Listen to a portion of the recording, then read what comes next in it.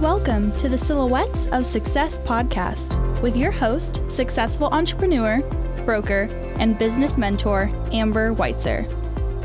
Because success comes in all shapes, sizes, and styles, the Silhouettes of Success podcast is shining the light on industrious women with a collection of curated conversations of intentional inspiration designed to inspire your heart, ignite your mind, feed your soul, and gift you with actionable insights directly from inspirational, everyday women who've shown tenacity, grit, and grace, having taken on the challenges in their lives and business and won.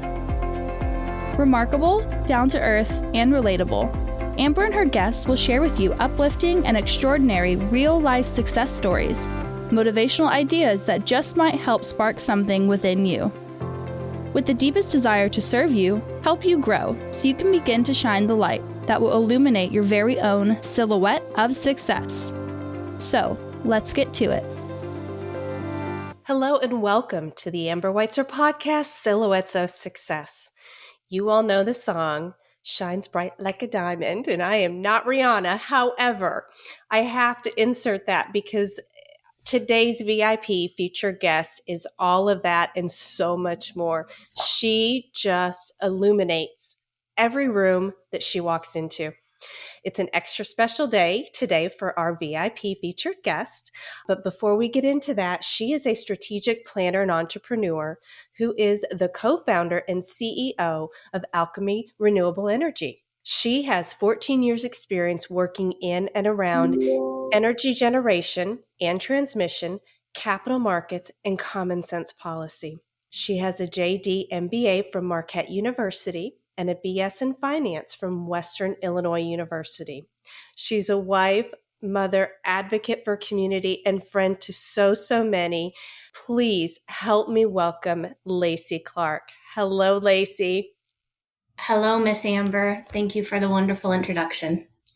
Well, thank you for joining us. It's an extra exciting day to be with you on this day filled with sunshine and celebration as you share your Silhouette of Success story with us. So thanks again for taking time. Well, thanks. My pleasure. So, Lacie, to help illustrate the early shaping of your Silhouette of Success, maybe we start a little bit by having you share something about your background with the audience. Well, sure. I'm probably more prepared to do that now, Amber, than I would have been if you and I'd had this conversation a year ago. I spent last year in executive coaching, and one of the things that I learned is that our lives happen in 7-year cycles. And I've had, many repeats of my 7-year cycles. I was raised in a rural community to a family that ran farm implements and knew from a pretty young age that I wanted to get out of town. And it didn't matter what my trajectory was, as long as I was on the path to see more and do more than the town that, I now look back on so fondly was able to provide. And probably in junior high, I decided I would go into law or medicine. High school, I was on track to focus more on the law side and realized I had quite an interest in business and transactions, and started my post-grad education at Western Illinois back in 2000. And, during that time, what I realized is I really didn't want to be in school. It's a hard shock to realize you don't want to be in school when you've decided you want to be a lawyer. My thought process was I was never going to want to do it, any more than I wanted to do at that point. So I was going to do it quickly and try to mitigate really not wanting to be in school with activities, different jobs and different community events and giving back to certain organizations. And so I spent 3 years at Western and was just super fortunate that they allowed me to fast track my undergrad and got out in 3 years, got married, and moved to Milwaukee to start law school. My Enneagram Type 3 personality continued, where I didn't want to be in school any more then than I had 3 years before. And so I picked up the MBA program and decided I should do both of those so that I could have all of my education behind me and set out to do, at that point, what I realized was probably corporate law. So in 2006, I graduated with a JD MBA from Marquette and was in court the same day I was sworn in by the Supreme Court. So I spent a couple years in private practice being a lawyer and loved it, just soaked up all of the experience. And I worked for a general practice law firm, and they let me do anything and everything that I wanted to do. I worked for 3 awesome partners who just gave me access to their clients and their cases. And I did everything from complex commercial law to family law. And I remember working on a divorce where the husband and wife were fighting over the dogs and the table legs because they were antiques. But just great experience then, and had my first son and decided to move closer to family. And we moved down to Missouri in 2008. And I began work as in-house counsel for a utility. And I have to tell you, working in private practice and then moving to in-house for utility was no small feat. I'd had about 90 open client files, which meant I had 90 clients at the law firm. And then moving in-house, you have one client, but you may have 90 open matters. So a very, very different experience. And I didn't know what a megawatt was when I joined them. So quick learning curve, but man, it was awesome. And I realized how much I loved energy. So I worked as associate counsel there for 4 or 5 years before we started doing some strategic planning for the cooperative, and decided to spend a little bit more time on the contract side and looking at some of their out years strategies for their coal generation and backfilling with gas generation and renewables. Really enjoyed that, and was given an opportunity in 2014 to go into executive management. So at the time I had a 4-year-old and a 6-year-old, and was recently divorced, and had an opportunity to go into executive management, and took it and really enjoyed the ability to be on the business side as opposed to the legal side. More than anything, just didn't have to wait for problems to occur. I had the ability to get out ahead of them and plan around a foreseeable issue so that we never had to get there in the first place. And I realized that that was a really good fit for me. That persisted, and had an opportunity to do a startup in the beginning of 2016. And that's where Alchemy Renewable Energy was born. And I've been working on that since. I've got some great business partners, and we basically build solar projects across the US. Our company's an investment platform. So, any solar project anywhere that makes sense for purposes of investment, we'll take a look at. We've got 38 projects that are currently operating, I think, in 8 states. Could be 9 at this point. And we're going to do that for the next few years and see what the future holds with respect to inflation and supply chain issues. But that's the current plan, and that's where we are. I've got this point on the personal side. I have 4 children now. I was remarried 6 years ago, and I have 2 older children and 2 younger children, and really couldn't be happier across the board. So thanks for letting me share a little bit of my very integrated background with you. I love it. I'm tickled. I'm a note taker. And, I'm sitting here and I'm watching this path, this amazing journey and path, and just watching, visualizing, I guess, you and all of these different phases for you. How absolutely rewarding. I think if someone were to take a look at just that on paper, say we just wrote that up on paper, early on, I would have thought, wow, she's an overachiever in that education. But listening to the way that you shared it with us, it's more impressive that you had such self-awareness versus maybe being an overachiever. Well, I think you might be a little bit of both. But to have that self-awareness, to know that schooling, you needed to get through it. Yeah, at that age, it doesn't feel like you're supposed to be, acknowledging that emotion, because it seems as though you've done something wrong. And that was one of my first experiences where I thought, I don't know if I'm on the right track or on the right path. And I just decided I was, and thought I would own it.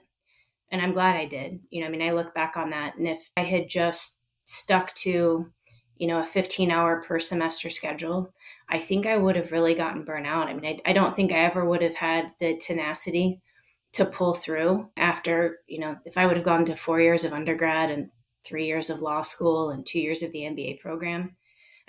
First off, I just don't think I would have gotten through it. So yeah, the self-awareness had to start pretty early, but I'm happy to report that it's gotten even better over time. And that's the goal. That's the goal right there, isn't it? Oh, goodness.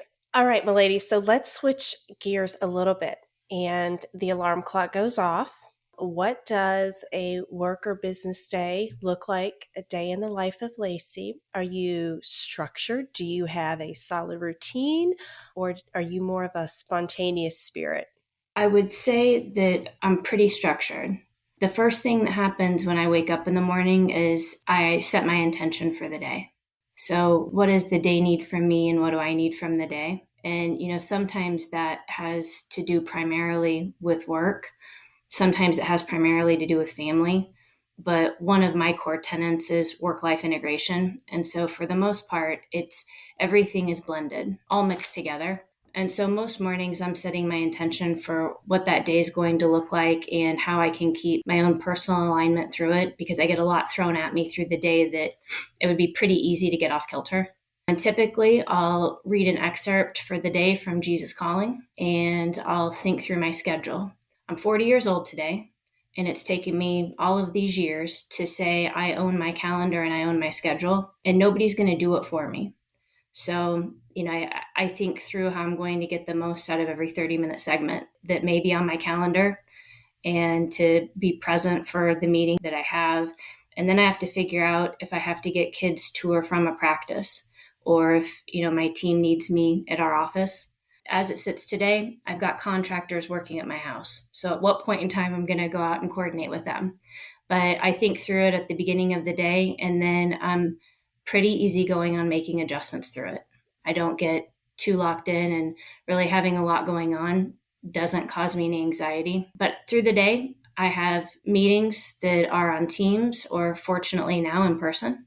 I've picked up traveling again, so I'll travel in the next couple of days to go out to a solar farm and do a closing meeting. And then, as we get towards the end of the day, I'm always trying to coordinate where the kids are. So that's pretty typical day in the life. I love it. I love it. No grass growing under your feet. My grandpa's been telling me my whole life to stop and smell the roses. And I told him I just do it pretty quickly. Yeah, I love that. So we are not going to miss the opportunity to rewind it for a second. And you said something very special, and I wasn't going to say anything to the audience. It's your news to tell. But since you mentioned it, happy birthday to you. Well, thank you. What a special, special day. So tickled that you're here with us. So it's interesting too, when you talk about now just being able to own your schedule and not let your schedule own you or your time. It does take many, many years. I would raise my hand to that as well over the last probably around the 40 mark as well. And I'm definitely ahead of you on that. But it takes a while to learn that. And it's so liberating once you give yourself permission to own your own schedule. It's another one of those moments where same concept as what I had when I had started school, where it feels like there's something wrong. But I spent at least 10 years looking at my calendar and thinking, I don't know how I can be, really present and productive if I have 13 things scheduled, through the middle of the workday. And it got to the point where I didn't like it. And what I do, every day, I want to enjoy it, and I want to be good at what I'm doing. And those two emotions of not being in control and, not having any enjoyment, that ends up leading to a lot of dissatisfaction. And I won't stand for it. So I had to read a lot of books, and I had to consult a lot of smart people who coached and helped me take some control of my day again. But I think that I'm there now. I love it. I hear it in your voice. There's a confidence about that. I'm working on it. It's baby steps. It's baby steps. Okay, so we've heard you share so much of your amazing journey, your growth, the milestones. So what would you say are maybe some of your most treasured accomplishments or accolades, successes that you would want to share with us? I can tell you the first one that comes to mind, like bright neon lights, as you ask me, that is my husband. I mentioned that I was married early and divorced and now remarried. And I don't give my husband enough credit day to day, but he's super solid, and he is my number one fan. And almost everything that I do, he thinks is awesome. So I just have like a living, walking support system behind me all the time. And so I would say being remarried and finding that happiness is probably my most treasured success. And beyond that, we have a really loving, caring, healthy, blended family. So I don't have strife day to day. that pulls me back or that, worries or concerns me in that regard. And it really allows me to be the visionary and entrepreneur that I really am, which is just, a huge blessing. Beyond that, I've got really good people. I feel like a golfer that is winning the different PGA tours, but I've got like 15 caddies that are directing me and helping me and telling me what to do. And all I have to do is show up. So picking good people and supporting them and allowing them to support me. Also something that I wasn't very good at a decade ago, but couldn't live without them now. You're giving me a lot of credit, Amber, but I've got a lot of people behind me who help me out. Well, that's so perfect that you shared all of that, because that was the next question. And it was, as holding the role of a leader and in such a prominent role that you do in all realms of your life, where do you find support? So that was beautiful. You went right into it and didn't even know it. Do you have any outside groups? Because so many of our silhouettes, whenever we hear and we're listening to another silhouette of success, we're looking for, is there something that I can do, or what could I do that, helped her? Do you have any other groups that you participate with, or any pockets for additional support? So I mentioned that I had done executive coaching last year. Yes. And that's probably one of the best decisions I've ever made. As a mom and a wife, I think that we're just naturally inclined to put ourselves second or third or fourth, depending on the day. And I came into the end of 2020 feeling really stuck and frustrated. And I live in Springfield, Missouri. And so I don't have a very vast physical network of women who live day to day the way that I do. I have phenomenal friends and we have a wonderful social circle. But, from a physical proximity perspective, there's just not a lot of opportunity to get together and mingle with other female leaders. And I was really struggling trying to figure out how to overcome my own limitations. And I didn't know what was causing them, but I could see them pervading my personal life and my professional life.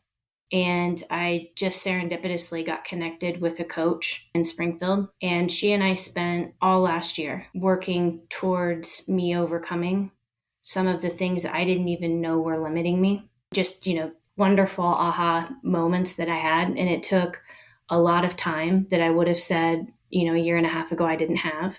Took a lot of looking very, very deeply and having to spend some time going through exercises and reading a lot of books and coming back and having discussions with my close friends and family, and then through my coaching sessions with her. That's been probably the best thing that I've ever done. And from a support perspective, what it taught me it was how to access that, how to really optimize the people who were around me that loved and wanted me to do the best and be the best, and allowing that to happen by just one degree of modification. And she told me in one of our first sessions, she said, Lacie, it takes 212 degrees for a steam engine to move. And if you only have 211 degrees, your steam engine won't move. And you're going to think that you're broken. But you're not broken, you're just a degree short. You're only 1 degree off. And she was so right. I mean, the adjustments that I had to make weren't monumental. They were acknowledgement and then action. And I think that we got there. But I would welcome, having the opportunity to work alongside, more groups. But in the meantime, I'm really, really thankful that I had the opportunity to work with her. What a phenomenal way to position her coaching with you, with that visual. And then for you to do that acknowledgement, but taking the action. You have to take the action or nothing happens with all the goodness. Yep. It was a really cool journey. Wow, that's fantastic. So talking a little bit about that as well, and expanding on, maybe it comes out of what you learned with her. Have you, or can you point to any positive adjustments that you've made in your life or environment that help support your growth, your dreams and goals? Yeah, my time with her probably impacted really every aspect of how I engaged. It's very much like physical exercise. It takes a while to create the habit. And once you start down the path, you really start to enjoy it. But if you stop working on it, it starts to go away. And this is really no different. It's just a different kind of exercise, with the whole goal being to, not feel like you're stuck, to feel like you're liberated, and to not be frustrated, to feel like, you're empowered. And, communication has changed. The way that I delegate and manage my team has changed. The way that I communicate and coordinate with my family is different now than it once was. And probably from a really interpersonal side, what I had to acknowledge is that I don't have to own everything. It's not all on me. In fact, very rarely is it on me. And so I don't have to internalize it and come up with a fix for everything, because first, it's not mine. And second, it may not even be broken. That was like a lifelong core characteristic that I didn't even know was problematic or was holding me back, that I had to acknowledge and then I had to let go of. It's one of those parts that it'll never be totally gone, but I'm not going to call on it very often. That's life-changing. It is absolutely life-changing. Yeah, it has been. I'm lucky. So happy for you. Wow, what a difference. What a difference. All right, milady, we're going to take a quick break to hear from this episode's sponsor, and we'll be right back. Is it time to sell your home? Build that dream home? Right size? Or are you ready to invest in real estate? Couture Real Estate Firm is a local female-owned independent brokerage laser-focused on services exclusively tailored to our clients' real estate goals. With our forward-thinking business model, we have a fully mobile, luxury real estate concept allowing convenience, flexibility, efficiency for our clients in style. Amber Weitzer, broker-owner of Couture Real Estate Firm, has over 20 years in the real estate industry and is a second-generation broker. She provides straightforward business practices, integrity, and intelligence with a commitment to a high-touch, consistent customer service experience. We take great pride in our reputation as a strong, referral-based brokerage. Discretion, tenacity, respect, and proactive business practices have earned Couture Real Estate Firm a loyal, repeat client business with a trusted global partner network. We strive for ultimate client satisfaction with successful results, doing it with class, consciousness, and a little avant-garde. In addition to serving our clients and vendor partners, we are extremely honored to be actively engaged in supporting the communities we serve by promoting small businesses, schools, and nonprofits. Real estate is direct sales business at its core, and we are highly trained sales professionals with the Mike Ferry organization, adding dimension to the industry. Passionate about customer service, dedicated to client satisfaction, and driven to achieve successful results for our clients. Call Couture Real Estate Firm today at 817-233-7239 to discuss your real estate goals.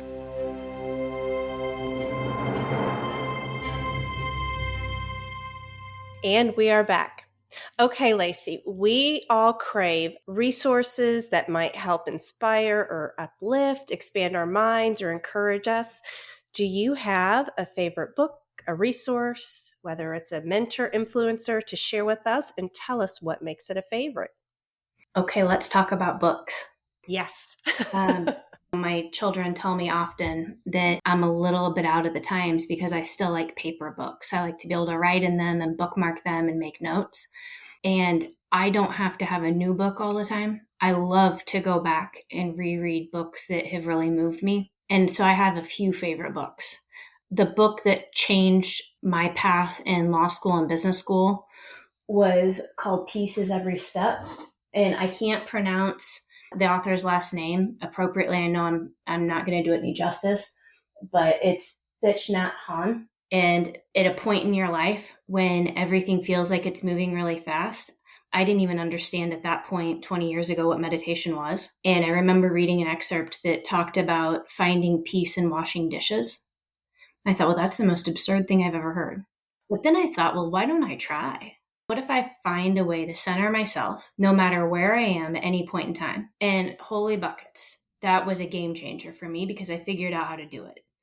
And so at that point in my life, during that segment, I probably read that book, I don't know, maybe 50 times. And I've probably bought 300 or 400 copies for people who I think that it could help as well.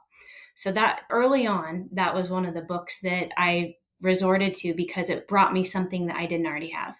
And then as I look behind me in my little office library, Probably towards my 30th birthday, I would say. John Cotter's Our Iceberg is Melting, which is a story about penguins and what happened when literally their iceberg started to melt and how they implemented change management to find a new environment. And, that was, again, just a key point where I really needed that. I'd say in the last decade, Rich Dad, Poor Dad, Raising Good Humans, anything that Ray Dalio writes, I'll read multiple times, including everything he posts on LinkedIn every day. I think those are probably it. My favorite fiction book is called A Confederacy of Dunces, and that's, if anybody really wanted to understand my personality and super dry sense of humor, that's by far my favorite fictional piece. I'm definitely a reader. I like to read my news. I like to read books. I like to read reports. So I'm always reading something. I love it. And so the first one, I'm going to ask you a favor and send me a picture of it. I want you to text me over a picture of it so I can spell it correctly and make sure I notate the right book in the resource section, because we'll share all of your recommendations. So thank you for that.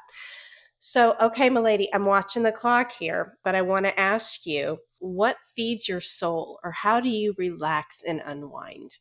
It's a really good question. I was once told that if you're an introvert or extrovert by identifying how you recharge. And extroverts recharge by being around other people, and introverts recharge by being alone. And I definitely recharge by being alone, just thinking and recalibrating. My favorite thing in the whole world, which I got to experience on Sunday, is having my whole family around. My parents, my brother and sister-in-law, all 4 kids, and my husband and I.